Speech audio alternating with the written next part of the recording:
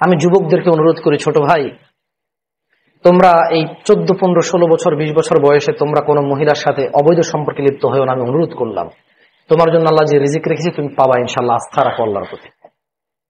আমি যুবতী আমার বোনদেরকে বলতে চাই, বোন, তুমি এই ছেলেদের সাথে তোমার চরিত্র নষ্ট করিও না। তুমি সন্তুষ্ট থাকো। আলহামদুলিল্লাহ, এই দেশের মাটিতে এখনো মানুষ এটা মনে করে না যে মেয়ের বয়স 30 বছর হলে বিয়ে দেবো, ম্যাচুর হইতে হবে।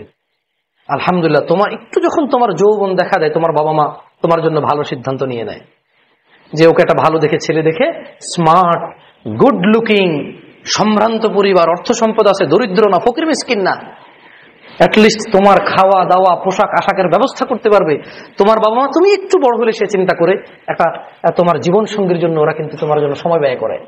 এটা তোমার নিয়ামত। পৃথিবীর অনেক দেশেই তাদের মেয়েদের নিয়ে এভাবে চিন্তা করে না।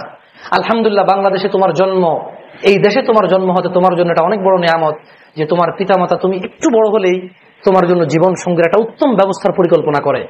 তারপর নিজ নিজ ক্ষমতা, নিজ নিজ চয়েস অনুযায়ী তারা চেষ্টা করে তোমার জন্য ভালো একটা ব্যবস্থা করতে। তুমি তোমার পিতামাতার প্রতি কৃতজ্ঞ থাকো। বোন, তুমি অবৈধ সম্পর্কে আসিও না। আকুলু কওলি হাযা ওয়াস্তাগফিরুল্লাহ লি ওয়া লিসাইরিল মুসলিমিনা ওয়াল মুমিনিন ফাস্তাগফিরুহু ইন্নাহু হুয়াল গফুরুর রহিম। সবাই ইস্তিগফার করেন। আস্তাগফিরুল্লাহ। আস্তাগফিরুল্লাহ।